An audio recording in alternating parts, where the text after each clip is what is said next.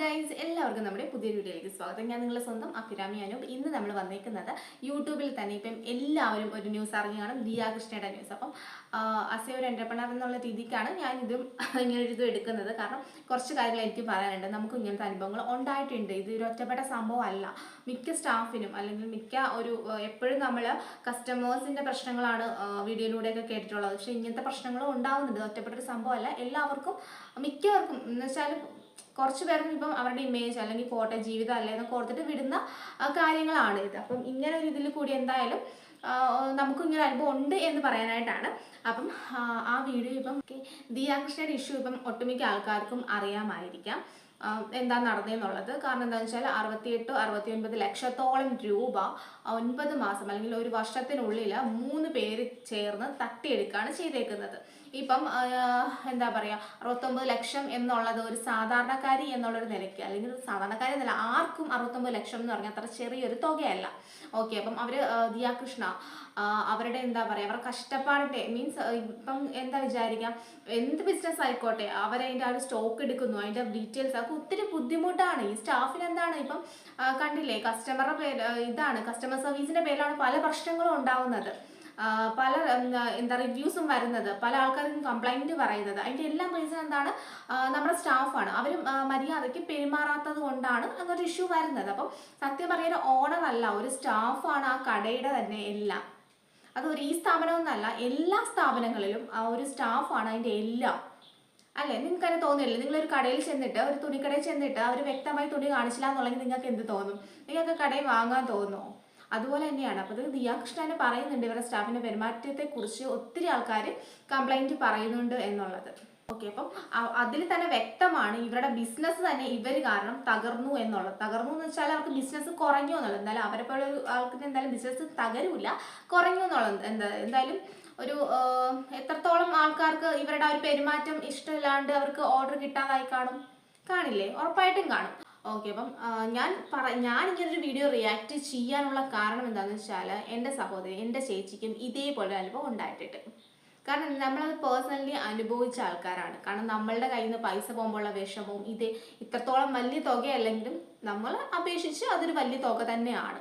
അപ്പം നമ്മൾ ആ ഒരു ഫീലിങ്സിലൂടെ കടന്നുപോയ ഒരാളാണ്. കാരണം നമ്മുടെ പൈസ ഒരാൾ എടുക്കുക അല്ലെങ്കിൽ ഇതേപോലെ തിരിമറി ചെയ്യുക, അപ്പം നമുക്കുണ്ടാകുന്ന ഒരു വിഷമമാണ്. നമ്മൾ കഷ്ടപ്പെട്ടുണ്ടാക്കിയ കാശ് വേറൊരാളുടെ ഇങ്ങനെ എടുക്കുമ്പോഴത്തേക്ക് നമ്മളത് അറിയും. കാരണം നമ്മളൊരു സഹോദരി അല്ലെങ്കിൽ ഒരാളുടെ സ്ഥാനത്ത് റീപ്ലേസ് ചെയ്ത് വെച്ച ഒരാളായിരിക്കും അത്, അല്ലേ? അപ്പം അങ്ങനെ ഒരാളിങ്ങനെ ചെയ്യുമ്പോഴത്തേക്കും നമുക്ക് ഉണ്ടാകുന്ന പേഴ്സണലി ഉണ്ടാകുന്നൊരു വിഷമമുണ്ട്. അപ്പം അതിലൂടെ കടന്നു പോയ ഒരാളായതുകൊണ്ട് എനിക്ക് വ്യക്തമായി ദിയയുടെ ആ ഒരു ഇമോഷൻ മനസ്സിലാവും. അതുകൊണ്ടാണ് ഞാനിപ്പം ഇങ്ങനൊരു വീഡിയോ റിയാക്ട് ചെയ്യാൻ കാരണം. പിന്നെ എനിക്ക് ഒരു കാര്യം പറയാനുള്ളൂ, അപ്കമിങ് ആയിട്ട് വരുന്ന ബിസിനസ് ചെയ്യുന്ന നമ്മുടെ വീട്ടമ്മമാരാവട്ടെ, ആരും ആയിക്കോട്ടെ, അറിഞ്ഞിരിക്കേണ്ട ഒരു കാര്യം, നമ്മൾ ആരെയും കണ്ണും പൂട്ടി വിശ്വസിക്കാതിരിക്കുക. നമുക്ക് എന്താ പറയുക, ഒരാൾക്കും ഒരാൾ പകരമാവില്ല. നമ്മളിപ്പം ഒരു സ്റ്റാഫിനെ ഒരു സഹോദരിയായിട്ട് അല്ലെങ്കിൽ ഒരു അനിയത്തിയായിട്ട് കണ്ട് നമ്മൾ കൂടെ നിർത്തും. പക്ഷെ ഒരിക്കലും നമുക്ക് അവർ അനിയത്തി ആവില്ല. നമ്മളുടെ അച്ഛനോ അമ്മയോ ഭർത്താവോ ചേട്ടനോ അവരാവില്ല. ഓക്കെ, അപ്പോൾ ആ ഒരു ബോധം എപ്പോഴും വേണം. അപ്പം നമ്മൾ നിർത്തേണ്ടവരെ നിൽക്കാൻ നമ്മളുടെ മീൻസ് മനസ്സിൽ, പുറമേ അല്ല ഞാൻ പറയുന്നത്, നമ്മുടെ മനസ്സിലെ സ്ഥാനത്തിലാണ് ഞാൻ പറയുന്നത്. ആ ഒരു ബൗണ്ടറി ഇട്ട് വേണം നമ്മൾ എപ്പോഴും നിർത്താനായിട്ട്. പിന്നെ അപ്പം ഈ ഒരു കാര്യം എല്ലാവരും ശ്രദ്ധിക്കുക, എല്ലാത്തിലും ശ്രദ്ധിക്കുക. ഇതിൽ മാത്രമല്ല, നമ്മുടെ പേഴ്സണൽ ലൈഫിലാണെങ്കിലും എല്ലാവർക്കും അതിൻ്റെതായ ഒരു ലിമിറ്റ് കൊടുക്കുക. ആ ഒരു ബൗണ്ടറി ക്രോസ് ചെയ്യാൻ ആരെയും അനുവദിക്കാതിരിക്കുക. അനുവദിച്ച് കഴിഞ്ഞാൽ നമുക്ക് വലിയ വലിയ പ്രശ്നങ്ങളും നഷ്ടങ്ങളും ഉണ്ടാവും. മറ്റുള്ളവർ വാക്ക് കേട്ടുണ്ടാകുന്ന പ്രശ്നങ്ങൾ നമുക്ക് ഉണ്ടാവും. അപ്പം ഒരു ലിമിറ്റ് കഴിഞ്ഞിട്ട് നമുക്ക് മതി. ഇതെല്ലാം ഞങ്ങൾ അനുഭവത്തിലൂടെ തന്നെയാണ് പഠിച്ചിരിക്കുന്നത്. അതുകൊണ്ടാണ് ഞാൻ പറയുന്നത്. എന്നെപ്പോലെ അനുഭവത്തിലൂടെ പഠിച്ചവർ ഒത്തിരി കാണും. അപ്പം നിങ്ങളുടെ അഭിപ്രായങ്ങൾ എന്തായാലും കമൻ്റ് ആയിട്ട് ഇടുക. ഓക്കെ, അപ്പം ഇനി എന്തായാലും നമുക്ക് കുറച്ച് വോയിസ് ക്ലിപ്പ് കേൾക്കാം. നിങ്ങൾ എന്തായാലും കേട്ട് കാണും. വീഡിയോ പറ്റുമെങ്കിൽ അവിടെ പ്ലേ ചെയ്യാം. ഇത് കേൾക്കാൻ പറ്റുമെന്ന് അറിയില്ല, എന്തായാലും ഞാൻ സൈഡിൽ കൊടുത്തേക്കാം. അപ്പോൾ കേട്ട് കാണുമായിരിക്കാം നിങ്ങളെന്നാലും. എനിക്ക് കേട്ടപ്പോൾ ഇങ്ങനെയും കള്ളികളുണ്ടോ എന്നാണ് ഞാൻ ആലോചിച്ചത്. ആരും ജന്മന ഒരിക്കലും ആരും കള്ളികളാവില്ല, അല്ലേ? ഓക്കെ, അപ്പോൾ അവർ വളർന്ന് വന്ന സാഹചര്യമായിരിക്കും അവരെ അങ്ങനെ ആക്കിയിരിക്കുന്നത്. കാരണം പച്ചക്കളമാണ് പറയുന്നത്. പിന്നെ ഒരു കാര്യമുണ്ട്, ഇതിൽ എന്താ പറയുക, ഒരു ജഡ്ജ്മെൻറ്റിന് ഞാൻ ആളല്ല. ഇനിയിപ്പോൾ നമുക്ക് നിയമമുണ്ട്, കോടതിയുണ്ട്, പോലീസുകാരുണ്ട്, എല്ലാം ഉണ്ട്. അപ്പോൾ ജസ്റ്റ് നമ്മുടെ അഭിപ്രായങ്ങൾ മാത്രമാണ് നമ്മൾ പറയുന്നത് കേട്ടോ. എന്റെ മാന്യമായ സൈഡ് മാത്രം ഇതുവരെ കണ്ടിട്ടുള്ളൂ. എന്റെ മാന്യമായ സൈഡ് മാത്രം നിങ്ങൾ കണ്ടുള്ളൂ. എനിക്കൊരു പബ്ലിക് ഇമേജ് ഉള്ളതുകൊണ്ട് ഞാൻ മെയിൻറ്റെയിൻ ചെയ്തതാണ്. ദിയ അങ്ങനെ പറയുന്നതിൽ എനിക്കൊരു തെറ്റും തോന്നില്ല. ഒരു പക്ഷേ എൻ്റെ ഇപ്പം ദിയയുടെ സ്ഥാനത്ത് നമ്മൾ ആരാണെങ്കിലും ഇങ്ങനെ തന്നെ പ്രതികരിക്കണം. 69 ലക്ഷം കൊണ്ട് കടന്നില്ല മീൻസ് കൊണ്ടുപോയ ആൾക്കാരാണ്. ഇതിൽ കൂടുതൽ എന്ത് മാന്യതയാണ് അവർ കാണിക്കേണ്ടത്? അന്ന് കോംപ്രമേഴ്സിനെ വിളിച്ചപ്പം ബിരിയാണി മേടിച്ചു കൊടുത്താണ് അവരുടെ വീട്ടുകാർ വിട്ടത്. ഒരു പക്ഷേ എൻ്റെ വീട്ടുകാരാണെങ്കിൽ ആ ബിരിയാണി ഒന്നും വാങ്ങിച്ചു കൊടുക്കില്ല കേട്ടോ. ഞാനിപ്പം ചേച്ചിയാണെങ്കിലും സംസാരിച്ചാൽ പറയും നമ്മുടെ വീട്ടുകാരാണെങ്കിൽ ഒരിക്കലും ബിരിയാണി മേടിച്ചു കൊടുത്തായിരിക്കില്ല അവിടെ നിന്ന് വിടുന്നതെന്ന്. അപ്പം അവർ അത്ര മാന്യമായിട്ടാണ് പെരുമാറിയത്. നിങ്ങളെക്കാൾ താറ സൈഡ് എനിക്കുണ്ട്. അത് കാണിപ്പിച്ചു. നിങ്ങളെക്കാൾ താറ സൈഡ് എനിക്കുണ്ട്. പക്ഷെ അത് കട്ടുമോട്ടിച്ചു അല്ല ചെയ്യുന്നത്. എന്ത് ഇവർ ചെയ്യുന്നതെന്ന് അറിയാമോ? ഇവര് കോൾ ചെയ്യും, അവർ പറയുന്ന എല്ലാം ഇവര് വ്യക്തമായി കേൾക്കുന്നുണ്ട്. അതിനുശേഷം മ്യൂട്ട് ചെയ്താണ് വെക്കുന്നത്. മീൻസ് എന്തെങ്കിലും പറയാനുള്ളപ്പോൾ മ്യൂട്ട് മാറ്റിയിട്ട് സംസാരിക്കും. കാരണം ഇവിടെ ചർച്ച നടന്നുകൊണ്ടിരിക്കുകയാണല്ലോ. അടുത്തു നിന്ന് ഒരാൾ പറയുന്നുണ്ട് ഞാൻ ആത്മഹത്യ ചെയ്യുന്നു പറയും. ഇതൊന്നും കേൾക്കാൻ എനിക്ക് വയ്യ, ഞാൻ ആത്മഹത്യ ചെയ്യും എന്ന് പറയുന്നുണ്ട്. സത്യത്തിൽ നമ്മുടെ ഇപ്പം ആരും ആയിക്കോട്ടെ കണ്ടോണ്ടിരിക്കും, നിങ്ങൾ തന്നെ പറ, നമ്മളാണ് എന്താ പറയുക, അവൾ എന്തോ ചെയ്യട്ടെ എന്നല്ലേ പറയുള്ളൂ. അതുപോലെ തന്നെ ദിയാകൃഷ്ണയും പറയുള്ളൂ. നമുക്ക് അവർക്ക് ഒരു തെറ്റ് പറയാൻ പറ്റില്ല അവരെ. കാരണം അവർ പ്രഗ്നന്റ് ആയിരിക്കുന്ന ഒരു ലേഡിയാണ്. അപ്പം അവർ ഇമോഷണലി ഇവർ ഒത്തിരി ബുദ്ധിമുട്ടിച്ച് കാണണം. കാരണം അവർ അത്രയും പൈസ പോയപ്പോൾ തന്നെ അവർ മാനസികമായി തളർന്നു കാണും. കേൾക്കാൻ വയ്യ ഞാൻ സൂയിസൈഡ് ചെയ്യാൻ പോകുന്നു പറ. അവർക്ക് ഇതൊന്നും കേൾക്കാൻ വയ്യ ഞാൻ സൂയിസൈഡ് ചെയ്യാൻ പോകുന്നു പറ. ഇപ്പൊ ഒരു ഭീഷണിയാണ്, സൂയിസൈഡ് ചെയ്യാൻ പോകുന്നു പറ. അടുത്ത ഒരാൾ പറഞ്ഞു കൊടുക്കുകയാണ്. അവരാണെന്ന് തോന്നുന്നു, എനിക്കറിയില്ല. അവരുടെ സംസാരിതൊക്കെ കേട്ടിട്ട് അവർ ഭയങ്കര ഒരു നീ പറ സൂയിസൈഡ് ചെയ്യാൻ പോകുന്നു പറ. പഠിച്ച കളി അല്ലേ? അങ്ങനല്ലേ പറയാൻ പറ്റുള്ളൂ ഇതിനെയൊക്കെ. ഞാൻ എന്തുകൊണ്ടാ പറയുന്നത് ചേച്ചി? ഇത് തന്നെയാണ് ഞാൻ പറയുന്നത്. മൊത്തം 55 ചെയ്യാന്ന് പറഞ്ഞ പിന്നെ നിങ്ങൾ പറയുന്നത് മൊത്തം അല്ല ഒരു പേയ്മെന്റ് 55 ഉണ്ടെന്ന് പറയുന്നു. ചേച്ചി അതല്ലേ ചേച്ചി ഞാൻ പറഞ്ഞത്, ഒരാൾക്ക് 50-നകത്ത് വെച്ച് ഞങ്ങൾ ഷെയർ ചെയ്ത് എടുത്തിട്ടുണ്ടെന്ന്, കിട്ടിയിട്ടുണ്ടെന്ന്. ഒരാൾക്ക് 50-നകത്ത് വെച്ച് ഇവർ ഷെയർ ചെയ്ത് എടുത്തിട്ടുണ്ടെന്നാണ് പറയുന്നത്. ഇവര് 3 പേരാണ് ഉള്ളത്. ഒരാൾക്ക് 50-നകത്ത് ഷെയർ ചെയ്ത് എടുത്തിട്ടുള്ള 1,50,000 രൂപയാണ് ആകുന്നത്. പിന്നെ എന്തിനാണ് ഒരു 5 ലക്ഷം രൂപ കോംപ്രമൈസിന് കൊണ്ട് കൊടുത്തത്? ഇവർ 5 ലക്ഷം രൂപ കൊടുത്തിട്ടുണ്ടെങ്കിൽ ഇവർ എത്ര അതിൽ നിന്ന് തട്ടിച്ച് കാണും അല്ലെ? സാധാരണക്കാരായ ഒരാൾക്ക് ഒരു ഇത്ര ദിവസത്തിനുള്ളിൽ എനിക്ക് അറിയില്ല, 2 days ആണെന്ന് തോന്നുന്നതിനുള്ളിൽ പെട്ടെന്നാണ് ഒരു 5 lakh അറേഞ്ച് ചെയ്ത് കൊണ്ട് കൊടുത്തത്. അത് പോട്ടെ, അവർക്ക് കാണാം, അവരുടെ കയ്യിൽ പൈസ കാണാം. പക്ഷേ ഈ 1,50,000 രൂപ എടുത്ത ആൾക്കാർ എന്തിനാണ് 5 ലക്ഷം രൂപ കൊടുക്കുന്നത്? അല്ലെങ്കിൽ ദിയ ഇത്രയൊക്കെ കിടന്ന് പറയുന്നുണ്ട്. അപ്പോഴത്തേക്ക് നിങ്ങൾ ഇവരുടെ ഭാഗത്ത് തെറ്റില്ല എന്നുണ്ടെങ്കിൽ ഇവർക്ക് പറയാം, നിങ്ങൾ എന്തിനാണ് ഇങ്ങനത്തെ അനാവശ്യങ്ങൾ പറയുന്നത്? ഞാൻ അങ്ങനെ ചെയ്തിട്ടില്ല. ഇവർ ഒന്നിനും ഡിഫെൻഡ് ചെയ്യുന്നില്ല. അതിൽ തന്നെ ഒരു പച്ച കളത്തിലാണ് പറയുന്നതെന്നുണ്ട്. അപ്പം നമുക്ക് നെക്സ്റ്റ് കേട്ടോ. സത്യത്തിൽ കേട്ടിട്ട് ദേഷ്യമാണ് വരുന്നത്. ഇങ്ങനെ ആൾക്കാരുണ്ടല്ലോ, എന്താ പറയുന്നത്, എന്തൊരു സമൂഹമാണല്ലേ. ഇത് മാത്രം ഉണ്ട് 55,000. അതല്ലാതെ 1,000 സീറ്റോട്ട് വേറെ കസ്റ്റമേഴ്സിന് വരാൻ പോകുന്നതേ ഉള്ളൂ. അതും കൂടെ വന്ന് കളക്ട് ചെയ്തിട്ടേ ഞാൻ ഈ വീട്ടിൽ നിന്ന് വട്ടിയൂർക്കാവ് സ്റ്റേഷനിലോട്ട് പോകുന്നുള്ളൂ. അതിന് മുന്നേ നിങ്ങൾ ചാവയോ നിങ്ങൾ കൂമ്പയോ നിങ്ങൾ എന്താന്ന് വെച്ചാൽ എനിക്കറിയണ്ട. നിങ്ങളുടെ 3 പേരുടെ ജീവനോട് നിങ്ങളുണ്ടെങ്കിൽ കൊലയ്ക്കാൻ ഞാൻ റെഡിയാണ്. ഞാൻ ഗർഭിണി, എന്റെ കോപ്പ് കുറച്ചൊക്കെ തീർന്നു. അത് ഇന്ന് ഉച്ചവരെ, മനസ്സിലായില്ലേ? ഇന്ന് ഉച്ചവരെ ഉള്ളൂ എനിക്കത്. എനിക്ക് എന്ത് ചെയ്യാൻ പറ്റുന്നുള്ളത് ഞാൻ കാണിച്ചു തരും. നിങ്ങൾ എന്നെ പറ്റിച്ചില്ലേ? അണ്ടർഗ്രൗണ്ട് കൂടെ നിങ്ങൾ എന്നെ പറ്റിച്ചില്ലേ?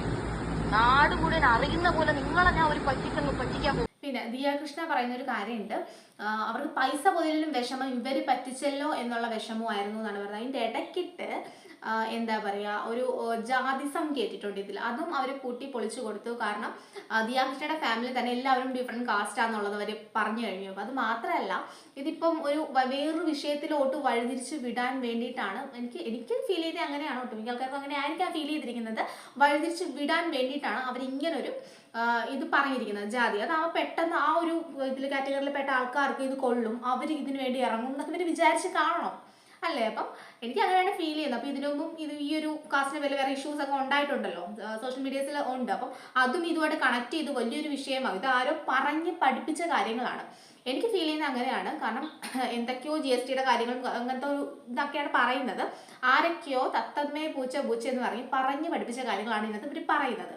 അപ്പം എന്തായാലും ഓക്കെ. അപ്പം ശരിയും തെറ്റും ഒക്കെ നമുക്ക് ഇനിയും കുറേ ഡീറ്റെയിൽസ് ഒക്കെ വരാനുണ്ടല്ലോ. അപ്പം നമുക്ക് അതിലൂടെ ഇപ്പം തന്നെ മനസ്സിലായി കഴിഞ്ഞു ആരുടെ ഭാഗത്താണ് ശരിയെന്നുള്ളത് അല്ലേ? നിങ്ങൾക്ക് മനസ്സിലായില്ലേ? എനിക്കും ഏകദേശമൊക്കെ മനസ്സിലായി. അപ്പം എന്ത് അഭിപ്രായങ്ങളുണ്ടല്ലോ ഒന്ന് കമൻ്റായിട്ട് ഇടാം കേട്ടോ. നമ്മുടെ സമൂഹത്ത് ഇതേപോലത്തെ പഠിച്ച കളികൾ ഇനിയും ഉണ്ട് അല്ലേ? എല്ലാവരും ഒരു സ്ഥാനം പിടിച്ചു പറ്റും, അല്ലെങ്കിൽ നമ്മുടെ അടുത്ത് ചേർന്ന് നിന്ന് അവരെ നമ്മളെ കൊണ്ട് ഫീൽ ചെയ്യിപ്പിക്കും അവർ നമ്മുടെ ആരൊക്കെയോ ആണ് എന്നുള്ളത്.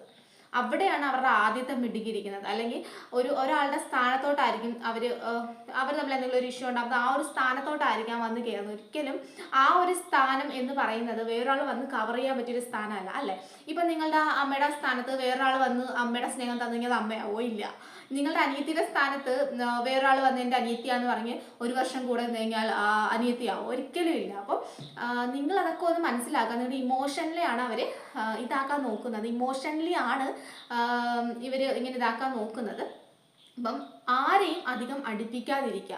ഈ സത്യത്തിൽ ഇതുമായിട്ട് റിലേറ്റഡ് ആയിട്ട് കാര്യമല്ല, ഞാൻ പേഴ്സണലി നിങ്ങളോട് പറയുക കേട്ടോ. കാരണം എനിക്കൊക്കെ ഒത്തിരി അനുഭവങ്ങളാണ് ഈ ഒരു കാര്യത്തിൽ. നമുക്ക് എല്ലാവരെയും നമ്മളൊരു ലിമിറ്റ് വെച്ചിട്ട് നമ്മുടെ ലൈഫിലോട്ട് ഇൻവോൾവ് ചെയ്യാവൂ. കാരണം എല്ലാവർക്കും അവരുടേതായ സ്ഥാനം കൊടുക്കുക. നമ്മൾ ഒന്നും വലുതാണെന്ന് വിചാരിക്കാതിരിക്കുക. ഇപ്പം നമ്മളുടെ ആരോടെങ്കിലും ഒന്ന് വഴക്കിട്ടിരിക്കുന്നു, ആ സമയത്ത് സമാധാനിപ്പിക്കാൻ വരുന്നു, അവരാണ് നമ്മുടെ എല്ലാം എന്ന് നമ്മൾ ചിന്തിക്കാതിരിക്കുക. ഇപ്പം ഇപ്പോൾ ഒരു പ്രശ്നം കഴിഞ്ഞ് കഴിഞ്ഞാൽ അവരാകും ഒരിക്കലും എത്ര പറയാനുള്ളൂ, ഒരാളുടെ സ്ഥാനത്തോട്ട് മറ്റൊരാളെ റീപ്ലേസ് ചെയ്യാൻ നോക്കാതിരിക്കുക, പണി കിട്ടും. ഓക്കെ, അപ്പോൾ എന്തായാലും നമുക്കിനി ബാക്കി കാര്യങ്ങളിലോട്ട് വരാം. ഓക്കെ, അപ്പം എനിക്കെന്തായാലും ദിയ കൃഷ്ണ ഓസിയുടെ ഒരു സൈഡായിട്ടാണ് എനിക്ക് ശരിയായിട്ട് തോന്നുന്നത്. ഇത്രത്തോളം ഇന്ന് വരെയും കണ്ട ഒരു വീഡിയോസിനും അല്ലെങ്കിൽ ഒരു പ്രൂഫിൻ്റെയും അടിസ്ഥാനത്തിലാണ് ഞാൻ പറയുന്നത്. എനിക്ക് ഫീൽ ചെയ്തത് അവരുടെ ഭാഗത്താണ് ശരിയെന്നാണ് എനിക്ക് ഫീൽ ചെയ്തത്. അപ്പം നിങ്ങൾ ഒന്ന് കമൻറ്റ് ചെയ്യുക കേട്ടോ, ആരുടെ ഭാഗത്താണ് ശരി തെറ്റ് എന്നൊക്കെ നിങ്ങൾ കമൻറ്റ് ചെയ്യുക. ഇനി ഞാൻ പറഞ്ഞതിൽ എന്തെങ്കിലും മിസ്റ്റേക്ക് ഉണ്ടെങ്കിൽ നിങ്ങൾക്ക് തിരുത്തി തരാം. ഞാൻ നിങ്ങളെപ്പോലെ തന്നെ വീഡിയോസൊക്കെ കണ്ട് അല്ലെങ്കിൽ കുറച്ചും കൂടിയൊക്കെ സെർച്ച് ചെയ്ത് കൂടുതലൊക്കെ കണ്ടതിൻ്റെ ആ ഒരു ഇത് മാത്രമേ എനിക്ക് അറിയത്തുള്ളൂ. കാരണം നമുക്കറിയാം, പേഴ്സണലി അറിയില്ലല്ലോ, നമുക്ക് ഈ കാണുന്നതും കേൾക്കുന്നതല്ലേ അറിയാവുള്ളൂ. അപ്പം എന്തെങ്കിലും തെറ്റുകൾ പറ്റിയിട്ടുണ്ടെങ്കിൽ നിങ്ങളത് കമൻറ്റിലൂടെ ഒന്ന് തിരുത്തി തരിക. എന്തെങ്കിലും ഇതുണ്ടെങ്കിൽ അല്ലെങ്കിൽ എന്തെങ്കിലും അഭിപ്രായ വ്യത്യാസങ്ങളുണ്ടെങ്കിൽ നിങ്ങൾക്ക് അതും ഷെയർ ചെയ്യുക. അപ്പം ഇന്നത്തെ വീഡിയോ എല്ലാവർക്കും ഇഷ്ടമാണെന്ന് വിചാരിക്കുന്നു. ഇഷ്ടമായെങ്കിൽ ഒന്ന് ലൈക്ക് ചെയ്യുക, ഷെയർ ചെയ്യുക, സബ്സ്ക്രൈബ് ചെയ്യുക. അപ്പം ഞാൻ ഈ വീഡിയോ ചെയ്യാനുള്ള കാരണം നമുക്ക് കിട്ടിയ പണി തന്നെയാണ് കേട്ടോ. കണക്ട് ചെയ്യാൻ പറ്റിയതുകൊണ്ടാണ് ഞാൻ ഈ വീഡിയോ ചെയ്യുന്നത്. ഓക്കെ, അപ്പം ഇനിയൊരു വീഡിയോ ആയിട്ട് നമ്മൾ വീണ്ടും വരുന്നതായിരിക്കും. സത്യം പറഞ്ഞാൽ നമ്മുടെ ഈ അഭിരാമി പി എന്ന് പറയുന്ന എൻ്റെ ഈ ചാനലിലൂടെ ഇങ്ങനത്തെ വിഷയങ്ങളോ അല്ലെങ്കിൽ ഇതൊന്നുമല്ല ഞാൻ വിചാരിച്ച. സത്യം നമ്മൾ ചെയ്ത് വന്നപ്പോൾ ഇങ്ങനെയൊക്കെ ആയിപ്പോയതാണ്. ഇനിയും ഇതിലും വലിയൊരു സംഭവമായിട്ട് ഞാൻ വരാം. ഇതിലും വലിയൊരു ചർച്ച ചെയ്യാൻ പറ്റും. എനിക്ക് നിങ്ങളോട് പറഞ്ഞേ ആവൂ, അത് പറയണം, അത് പറഞ്ഞേ ആവൂന്ന് പറയത്തില്ലേ, അതേപോലെ ഒരു ഇതുണ്ട്. അപ്പം എന്തായാലും ഞാൻ അതുമായിട്ട് വരും. പക്ഷേ നമ്മുടെ ഈ ചാനൽ ഇങ്ങനൊരു ചാനലല്ല ഗൈസ്, സത്യമായിട്ടും ഇങ്ങനൊരു ചാനലല്ല.